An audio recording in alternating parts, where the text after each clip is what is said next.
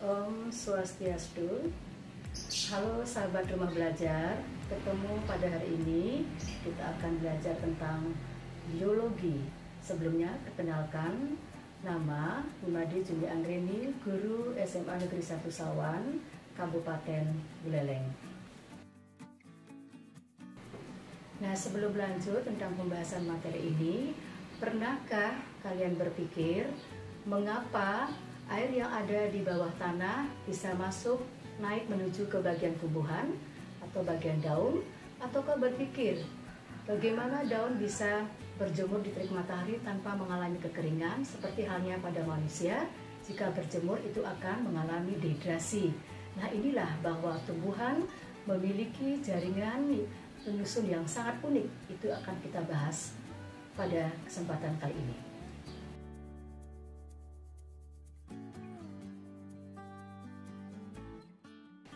Nah, adapun tujuan dari pembelajaran kali ini, yang pertama, mengidentifikasi jenis-jenis jaringan yang menyusun tumbuhan.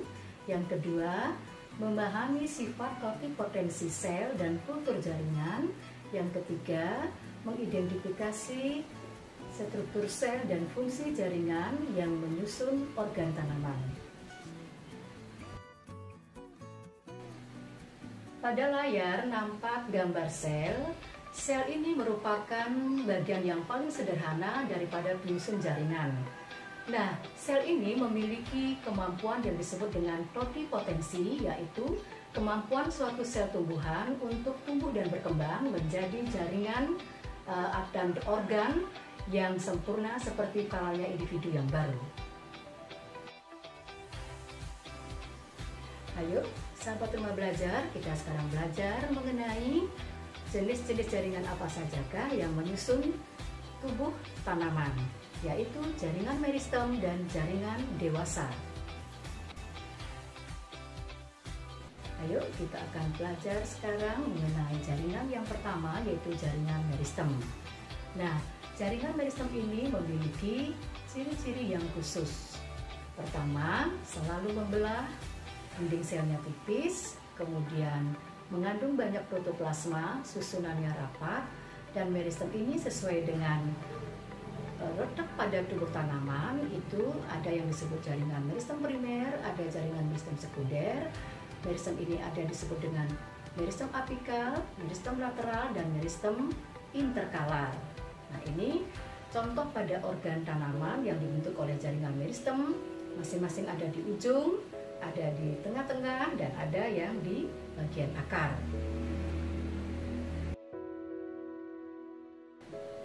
Nah, kita pelajari bagian jaringan tumbuhan yang kedua, yaitu jaringan dewasa atau jaringan permanen.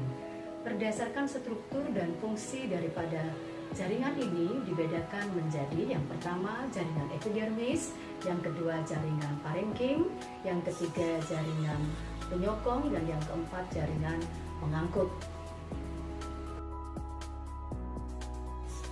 Baiklah, kita akan bahas satu persatu mulai dari jaringan epidermis. Nah, pada layar nampak gambar jaringan epidermis, di mana jaringan ini terletak paling luar, kemudian dinding selnya tipis, dan susunan selnya sangat rapat, kemudian tidak mengandung klorofil. Jaringan ini bisa mengalami modifikasi, seperti pada daun dia akan mengalami tumbuh menjadi trikomata, kemudian menjadi stomata, dan menjadi kutikula. Sedangkan pada batang akan tumbuh menjadi lentisel dan duri palsu, pada akar akan tumbuh menjadi kaliktra dan rambut-rambut akar seperti nampak pada layar.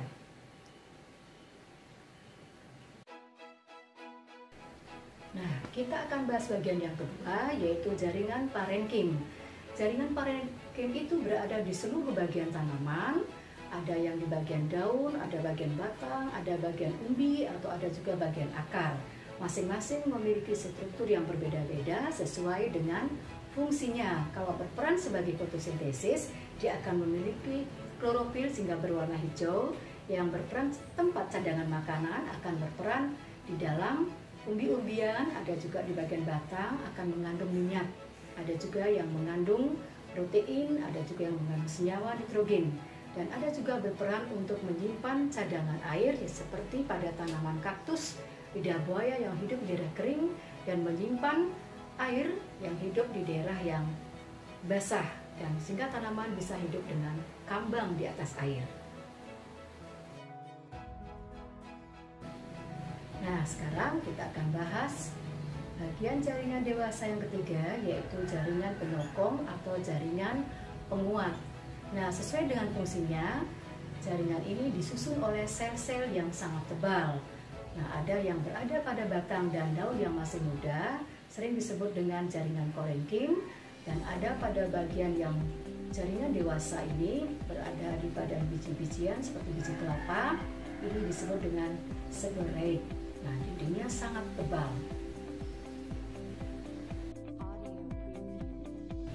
Nah, untuk jelasnya, kita bisa lihat bersama-sama gambar struktur daripada jaringan penyokong.